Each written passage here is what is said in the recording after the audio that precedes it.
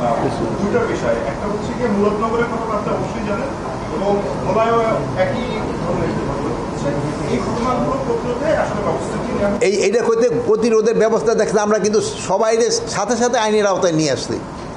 আপনারা বলতে পারবেন একটা লোকের আমরা আইনের আওতায় আনি নেই, সাথে সাথে আইনের আওতায় নিয়ে আসছি।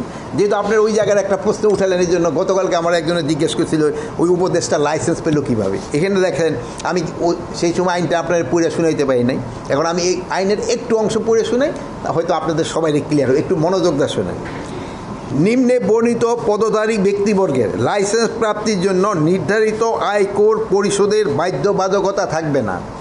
এরা হলো স্পিকার, ডেপুটি স্পিকার, মন্ত্রী, প্রতিমন্ত্রী, উপমন্ত্রী, সমপর্যায়ে সম্পন্ন ব্যক্তিবর্গ, সংসদ সদস্য, সিটি কর্পোরেশন মেয়র অবলিক ক শ্রেণী পৌরসভার মেয়র, জেলা পরিষদের প্রশাসক, উপজেলা পরিষদের চেয়ারম্যান, বিচারপতিবৃন্দ, সরকারি গেজেটে বিজ্ঞপ্তি সনদপ্রাপ্ত মুক্তিযোদ্ধা, জাতীয় বেতন স্কেলে ষষ্ঠ ও তদূর্ধ্ব গ্রেডভুক্ত কর্মরত অবসরপ্রাপ্ত সরকারি কর্মকর্তা, সামরিক বাহিনীতে কমিশনপ্রাপ্ত প্রথম শ্রেণী কর্মরত অবসরপ্রাপ্ত কর্মকর্তা, চলমান জাতীয় দলের শুটার যথাযথ কর্তৃপক্ষ কর্তৃক প্রত্যায়িত হবে।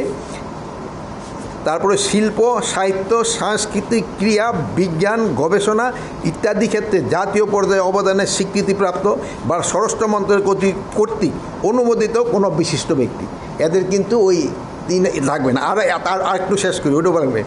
উপনিষেধে 32(1)(a) ক, খ, গ যবর্ণিত ব্যক্তিদের ক্ষেত্রে বয়সের বাধ্যবাধকতাও থাকবে না। আপনারা আমার এই দুইটা প্রশ্নই করছিলেন, এই দুটোটা প্রশ্নে আমি উত্তর দিয়ে দিলাম। আপনারা যদি এখানে কেউ ফটোকপি করে নিতে চান নিতে পারেন।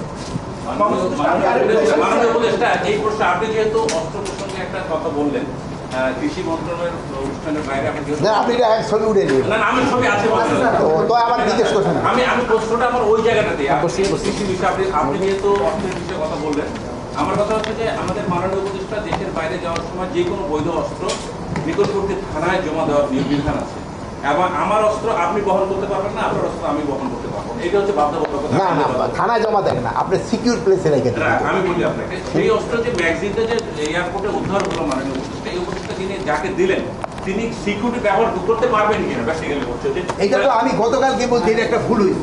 আপনি সামনে করুন এই প্রশ্নটা আবার